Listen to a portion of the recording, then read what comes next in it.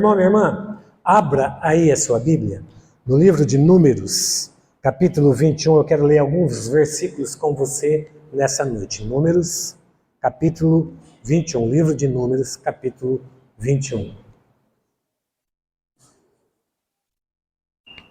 Eu quero liberar os adolescentes para irem para a sala especial e eles vão ser ministrados nesse momento. Abriu sua Bíblia? Livro de Números, capítulo 21. Olha, veja o versículo 4, nós vamos ler a partir dele. Diz assim a palavra do Senhor. Então, partiram do Monte Hor, pelo caminho do Mar Vermelho, a rodear a terra de Edom. Porém, o povo se tornou impaciente no caminho. E o povo falou contra Deus e contra Moisés. Por que nos fizesse subir do Egito para que morramos nesse deserto, onde não há pão nem água? E a nossa alma, ela tem fastio desse pão vil. Então, o Senhor mandou entre o povo serpentes abrasadoras, que mordiam o povo, e morreram muitos do povo de Israel. Veio o povo a Moisés e disse: havemos pecado, porque temos falado contra o Senhor e contra ti. Ora ao Senhor que tire de nós as serpentes. Então Moisés orou pelo povo. Disse o Senhor a Moisés: faze uma serpente abrasadora, põe-na sobre uma haste, e será que todo mordido que a mirar viverá. Fez Moisés uma serpente de bronze e a pôs sobre uma haste. Sendo alguém mordido por alguma serpente, se olhasse para a serpente de bronze, sarava. Glória a Deus por sua palavra. Curva a sua cabeça. Vamos pedir ao Espírito Santo para ministrar ao nosso coração nessa noite. Espírito Santo, nós te pedimos que o Senhor ilumine as nossas mentes agora, Pai, quando vamos meditar na tua palavra. Dá-nos discernimento, entendimento, capacidade, ó Deus, de apreender essas verdades e aplicá-las às nossas vidas. Fala conosco nessa noite. É o que nós oramos com fé, em nome de Jesus. Amém. Glória a Deus, meus irmãos. Eu quero falar nessa noite sobre esse momento que o povo de Israel passou, quando estava no deserto. O título dessa minha ministração é A Graça Salvadora. Olha para mim. Eu quero que você saiba, eu sei que você sabe disso, que o povo de Israel sempre teve muita dificuldade em depender totalmente do Senhor, em andar com o coração totalmente alinhado aos propósitos, à vontade de Deus. O povo sempre ficava dividido entre dois pensamentos: seguir o caminho que Deus tinha proposto, apesar das dificuldades, ou voltar para o Egito. Preste atenção. Foi fácil tirar Israel do Egito. Mas é muito difícil, foi muito difícil tirar o Egito do coração de Israel.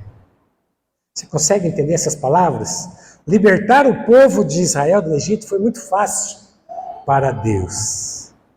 Mas que eles caminhassem na presença de Deus, sem querer voltar para o Egito e sem desejar as coisas do Egito, aí já é um caminho mais difícil.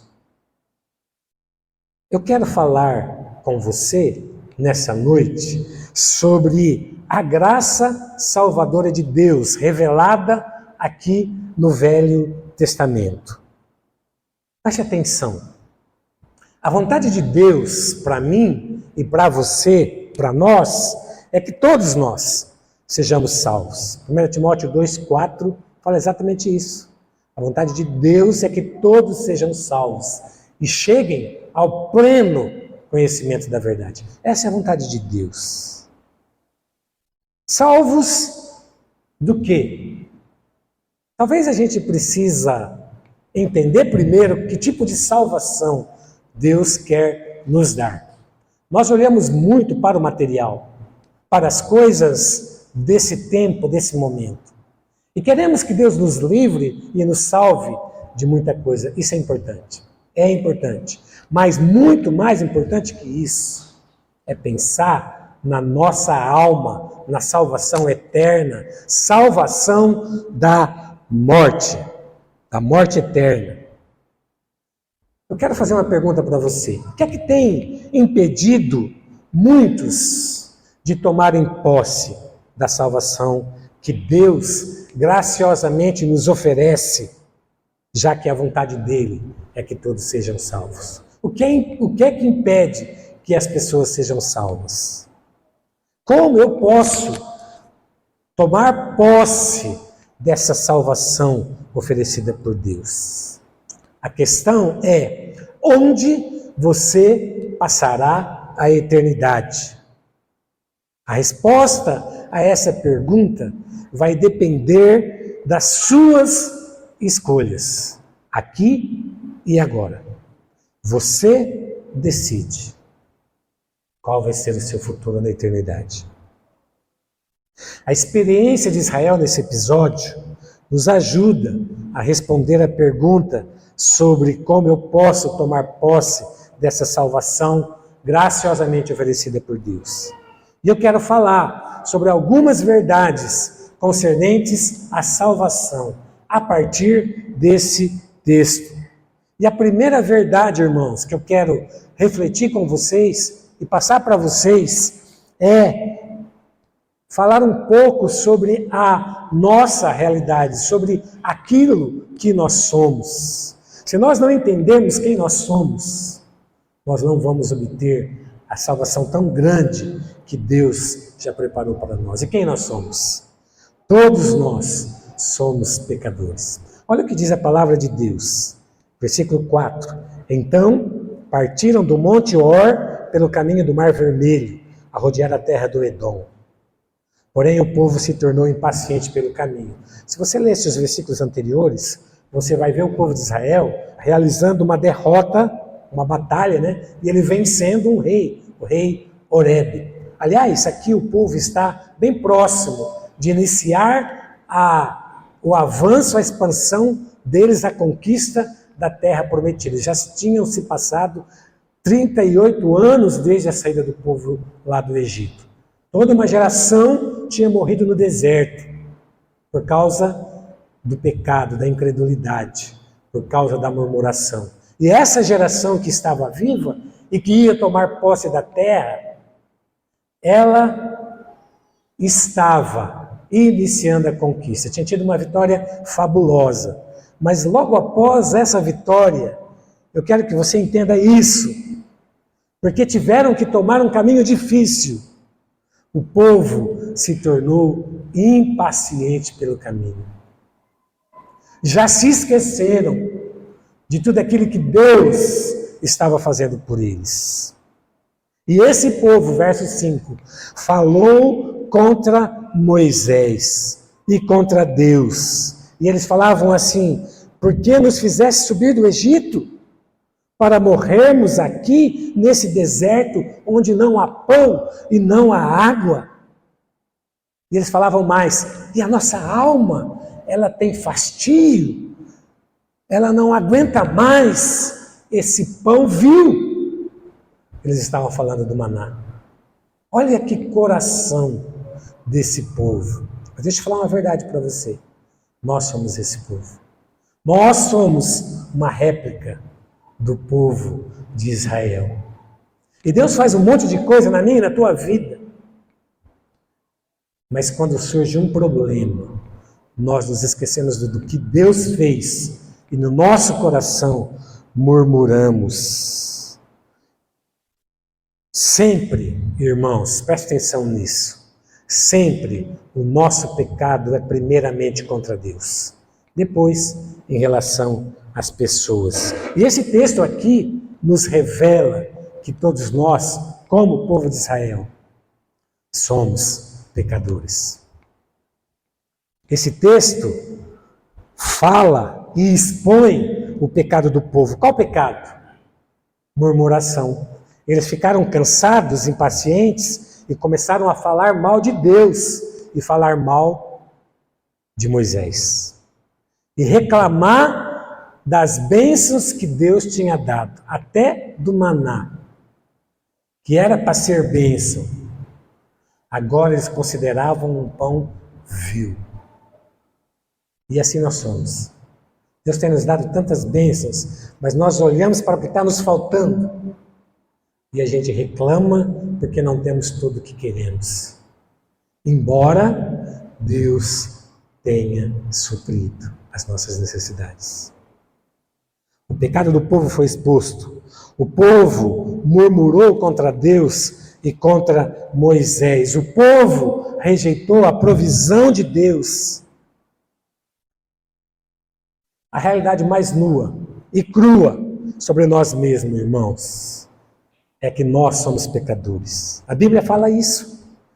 Em Romanos 2, 23, nós lemos, porque todos pecaram e destituídos estão da glória de Deus. Romanos 3, 10 vai dizer, como está escrito, não há um justo, nenhum sequer. Talvez você diga, não, mas eu sou bom, eu vou merecer a salvação. Deixa eu te falar, você não merece. Você merece, como o povo de Israel, a condenação. Ninguém merece ser salvo, porque todos nós somos pecadores. O primeiro passo para nós recebermos a salvação tão grande dada por Deus é nós tomarmos consciência de que precisamos de Deus, porque nós somos pecadores. E nós, por nós mesmos, não podemos conquistar a nossa salvação. Saiba disso. Você, eu, todos nós somos pecadores. Só a graça de Deus na nossa vida pode nos levantar e pode nos dar nova vida. A segunda verdade que esse texto nos revela, quando eu falo sobre salvação, é sobre a identidade de Deus. Quem é Deus? O nosso Deus é um Deus misericordioso, um Deus compassivo, tardio em irar-se, um Deus que nos ama, um Deus que cuida das nossas necessidades, grandes ou pequenas, todas estão sob o controle, o domínio de Deus. A segunda verdade, irmãos, é que quando há confissão de pecado e súplicas a Deus, arrependimento, confissão e súplicas a Deus, então também há perdão e livramento.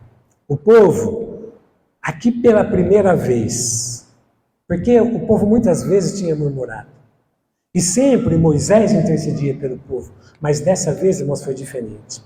O próprio povo caiu em si, reconheceu que tinha pecado contra Deus. Eles estavam morrendo no deserto, porque Deus tinha mandado um castigo sobre aquele povo. Cobras venenosas estavam no meio do acampamento, estavam picando e matando as pessoas.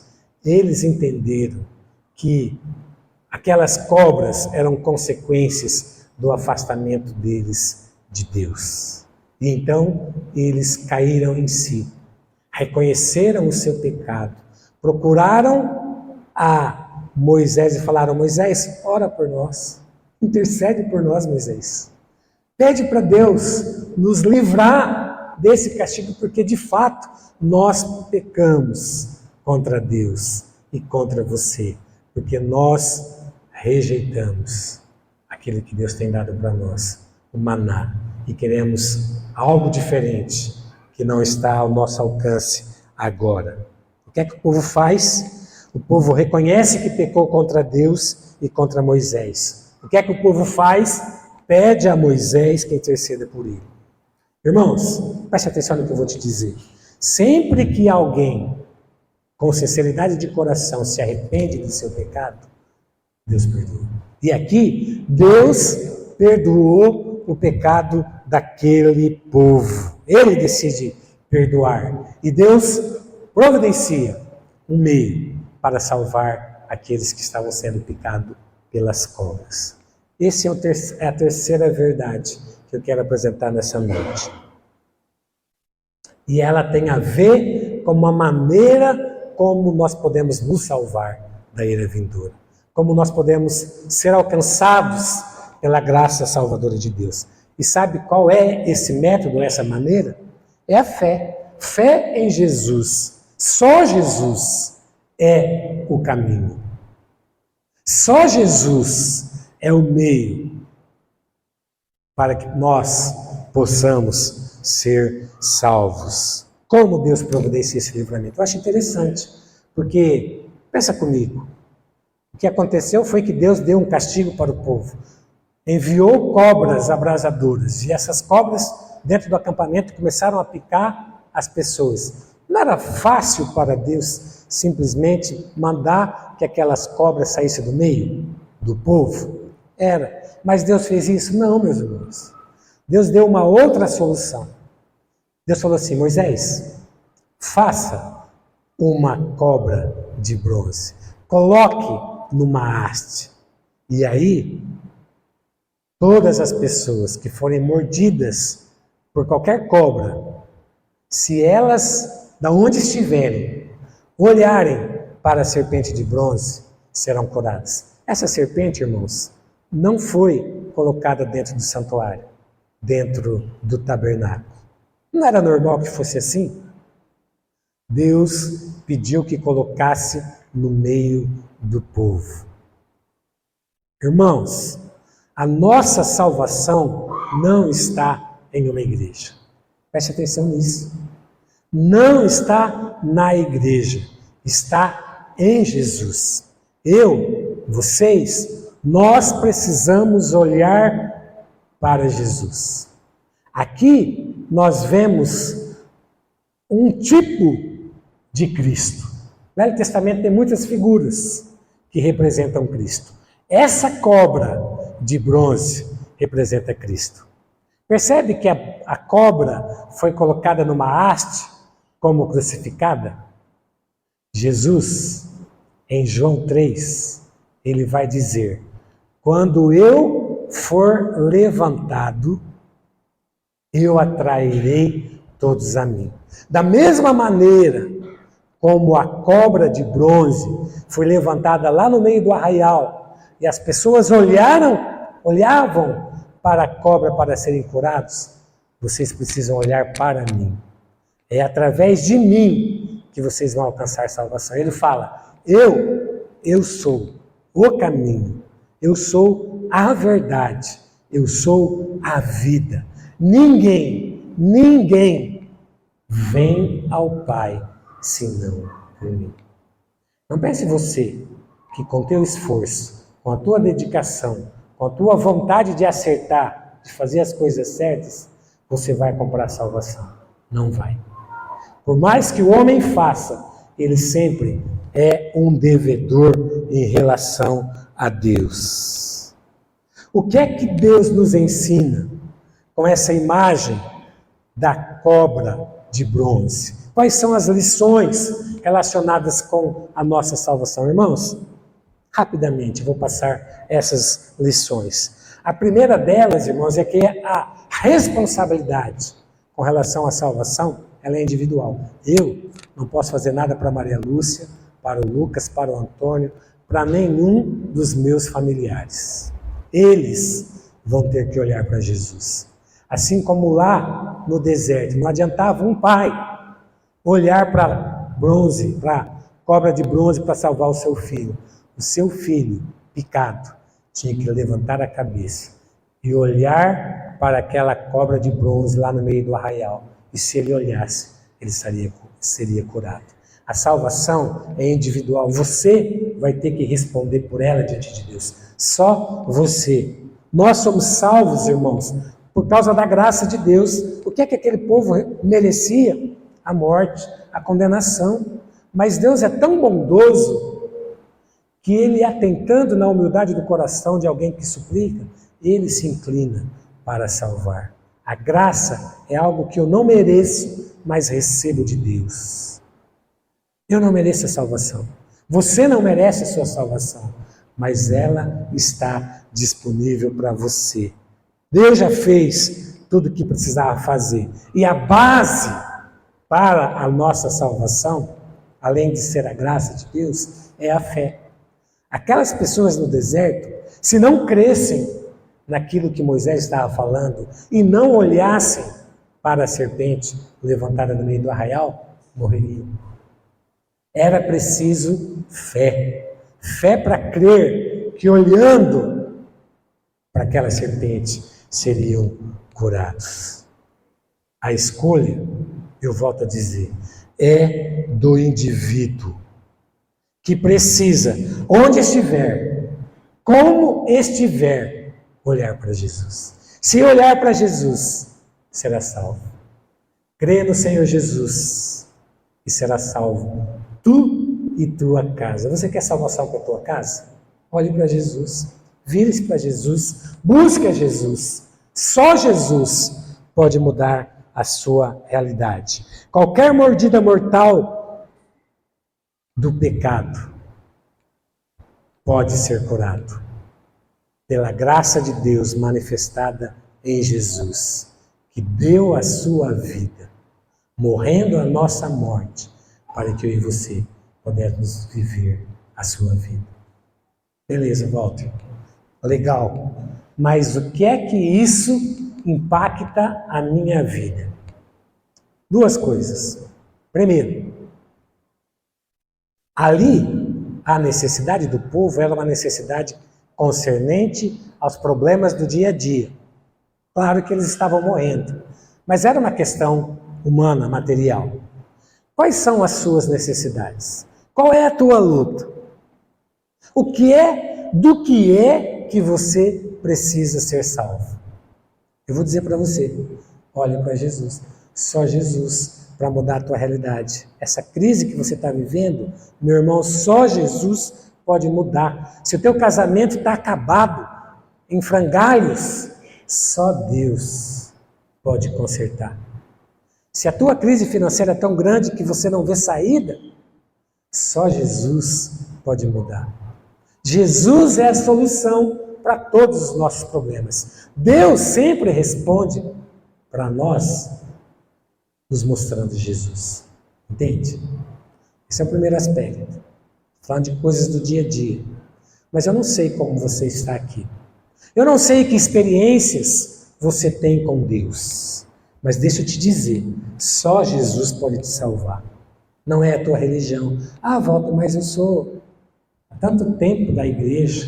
Meu irmão, igreja não salva ninguém. Quem salva é Jesus. Olha para Jesus. Busque a Jesus.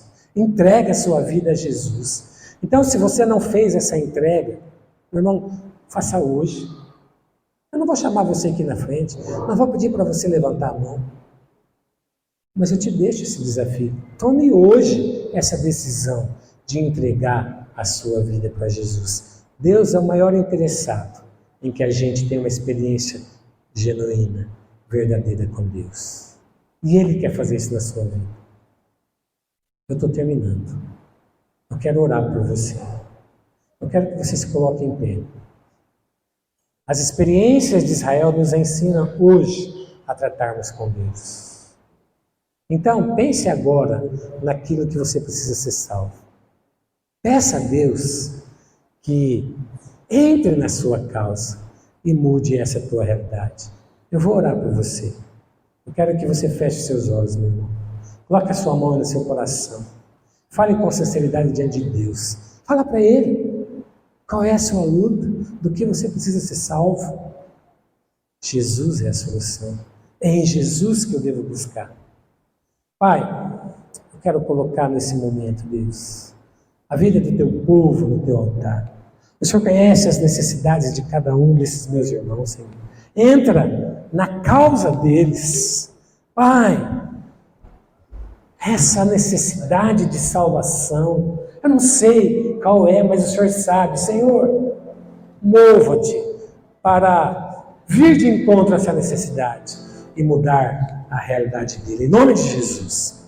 Pai, se existem aqui pessoas que ainda não entregaram a sua vida a Jesus, Senhor, que hoje eles possam compreender o seu amor tão grande, seu amor que alcança qualquer pessoa em qualquer situação. Traz à vida esses que ainda estão mortos, espiritualmente falando. Eu peço isso em nome de Jesus, crendo que o Senhor tem ouvido a minha oração e que o Senhor vai fazer aquilo que eles precisam. Ora em nome de Jesus. Amém. Amém. Meu irmão, ora para mim. Se você ainda não entregou a sua vida a Jesus, faça hoje, na saída. Fale comigo, fale com o pastor Carlos. Nós vamos orar com você. E você vai acertar a sua vida com Deus, tá bom? E você que está aqui hoje pela primeira vez, vai ser uma honra receber você ali no nosso espaço, comunhão. A gente quer te conhecer melhor. Nós temos um presente para você. Então não vá embora direto, mas passe ali. Eu quero orar abençoando a sua vida. E vou implantar a bênção apostólica. Eu quero que você tenha uma semana abençoada, na presença de Deus, tomando posse da terra prometida que Ele tem para você. Tá bom? Senhor, obrigado por esse tempo na Tua presença. Pela Tua palavra que tem sido tão claramente exposta e falada aos nossos corações, Senhor. Que essa semana seja uma semana de vitória para nós. Eu oro assim em nome de Jesus. E agora, meus irmãos, recebam a bênção. Que a graça do Senhor Jesus, o amor insondável de Deus, nosso eterno e glorioso Pai, e as consolações do divino Espírito de Deus, repousem sobre vocês, irmãos, e sobre toda a igreja de Deus, espalhada por toda a face da terra. Em nome de Jesus. Amém.